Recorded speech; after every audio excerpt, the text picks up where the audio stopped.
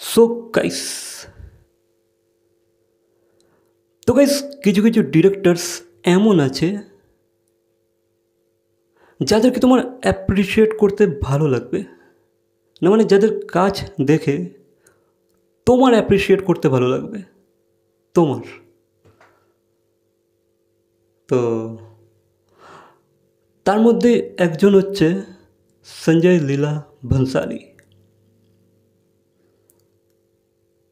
না মানে এই যে সঞ্জয় লীলা ভনসালীর যে হীরামান্ডি প্রজেক্টটা, এই প্রজেক্টটা যেহেতু রিলিজ হয়ে গেছে আর খুবই মিক্সড রেসপন্স আসছে, ঠিক আছে, অন্তত প্রত্যেকটা রিভিউয়ার এটা বলতে বাধ্য হচ্ছে যে ভাই এই মুভিটা কিন্তু visually treat to eyes, visually যে লেভেলের ট্রিটমেন্ট দিয়েছে এই মুভিটাকে দেখে তোমার মনে হয়ে যাবে হ্যাঁ কিছু একটা দেখলাম, কিছু একটা বানিয়েছে, একটা ডিরেক্টরের ভিশন যে এতটা ক্লিয়ার হতে পারে, এতটা ক্রিস্টাল ক্লিয়ার আর এতটা ইউনো লাইক ড্রিম, স্বপ্নের মতো সুন্দর, ঠিক আছে।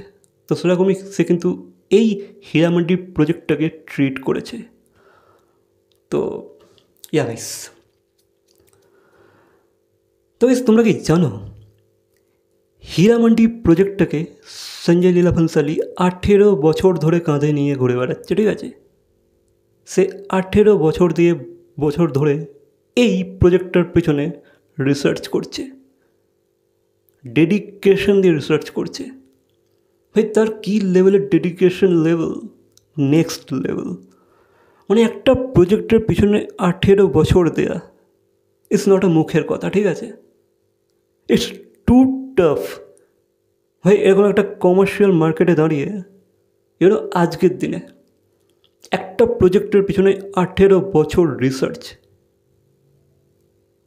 তার ক্যারেক্টারগুলোকে ডেভেলপ করা, তার কাস্টিং নিয়ে চিন্তাভাবনা করা, তার স্ক্রিপ্টিং নিয়ে চিন্তাভাবনা করা, বারবার স্ক্রিপ্টিংয়ের ওপরে চেঞ্জেস করা,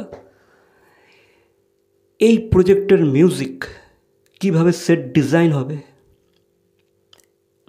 মানে নেক্সট লেভেল রিসার্চ, ঠিক আছে, নেক্সট লেভেল চিন্তাভাবনা। তার কারণে তো ভাই আজকে ফাইনাল রেজাল্টটা এই লেভেলে ফুটে উঠেছে, এই লেভেলে ফুটে এসেছে।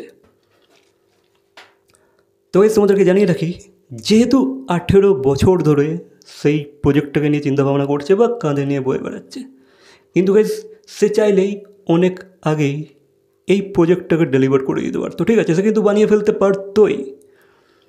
বাট গাইস নানান কারণে এই প্রজেক্টটা ডিলে হয়ে গেছে, স্থগিত হয়ে গেছে।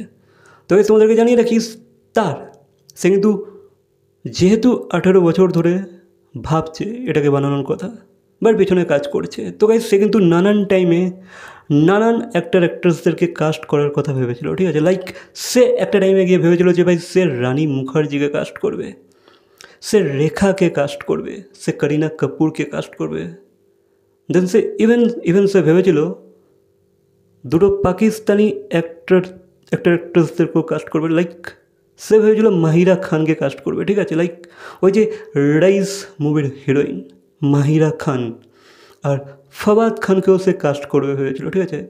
আই থিঙ্ক হয়তো সে এটা 2016 or 17 টাইমে যখন বানাবে ভেবেছিল, তখন হয়তো তাদেরকে কাস্ট করার কথা ভেবেছিল, ঠিক আছে।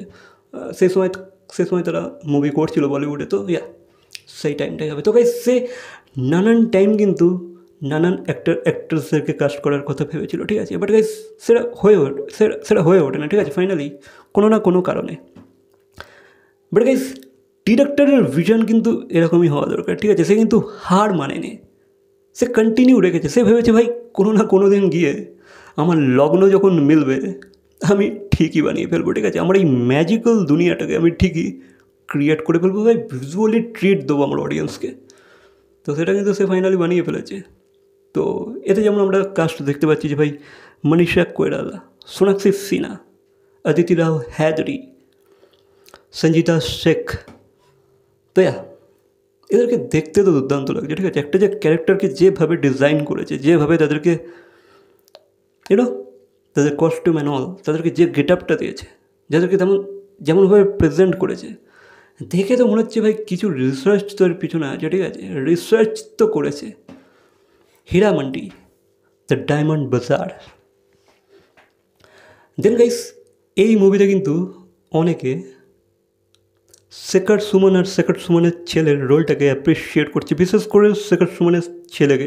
মানে যেহেতু যেহেতু সে অনেক দিনই স্ট্রাগল করে আসছে, তো অনেকে কিন্তু বলেছে, অনেক রিভিউয়াররা বলেছে ভাই শেখর সুমনের ছেলের মধ্যে মানে অধ্যয়ন সুমনের মধ্যে কিন্তু ট্যালেন্ট আছে, তার মধ্যে কিন্তু অ্যাক্টিংয়ের পটেনশিয়াল আছে, ঠিক আছে। তাকে কিন্তু ঠিকঠাক কাস্ট করলে, ঠিকঠাক স্ক্রিপ্টের জন্য সে কিন্তু অ্যাক্টিং করতে পারে। আর তার কাজের অনেকেই তারিফ করছে, আর ফিউচার হয়তো সে আরও ভালো ভালো অ্যাক্টর কিছু ক্যারেক্টার হয়তো প্লে করতে চলেছে। বাকি শেখর সুমনকে নিয়ে কী বলবো, সে তো মোটামুটি ভালোই করে, ঠিক আছে। বাকি guys and I think guys এই যে পাকিস্তানের যে অ্যাক্টরটা আছে ফওয়াদ খান, তাকে আই থিঙ্ক হয়তো ভনসালি ওই অধ্যয়ন সুমনের রোলটাই হয়তো দিতে চলেছিল, ঠিক আছে। সেই সময় হয়তো সেই রোলটাই করতো। বাকি গাইস এটা কিন্তু সঞ্জয় লীলা ভনসালি শুধুমাত্র হীরা মান্ডি প্রজেক্টের জন্যই করে না, ঠিক আছে। সে কিন্তু নানান প্রজেক্টের জন্য এরকমই টাইম লাগায়, এরকমই রিসার্চ করে, এরকমই ডেডিকেশন দিয়ে কাজ করে, ঠিক আছে। সে কিন্তু আরও তার অনেক প্রজেক্ট আছে পাঁচটা, যেগুলো ভাই হিট হয়েছে, সেগুলো কিন্তু সে অনেক বছর ধরে রিসার্চ করার পরে গিয়েই করেছে, ঠিক আছে। সেই প্রজেক্টগুলোর জন্য কিন্তু সে অনেক কাস্ট চেঞ্জ করেছে, টাইম টু টাইম সে অনেক কাস্ট চেঞ্জ করতে ফাইনালি অন্যজনকে নিয়ে করেছে। তো ভাই সে কিন্তু একটা প্রজেক্টের পিছনে নেক্সট লেভেল এফর্ট লাগায়। আর এরকম ইন্টারন্যাশনাল লেভেলের ডিরেক্টর কিন্তু আমাদের ফিল্ম ইন্ডাস্ট্রিতে অন্তত আমাদের দেখো কম আছে বলবো না, বাট রেয়ার তো আছেই, ঠিক আছে, খুব রেয়ার। আজকে এই কমার্শিয়াল ইন্ডাস্ট্রিতে কিন্তু এই কম্পিটিশনের যুগেতে একটা ফিল্মের পিছনে এতটা টাইম দেওয়া, ডেডিকেশন লেভেল তো থাকতেই হবে, ঠিক আছে।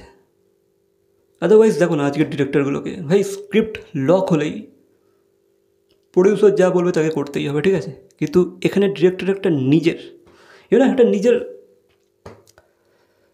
দৃঢ় বিশ্বাস যে না ভাই এখন করব না, পরে করব, যখন সব কিছু খাপ হবে আমি তখনই করব, ততদিন ওয়েট করি না।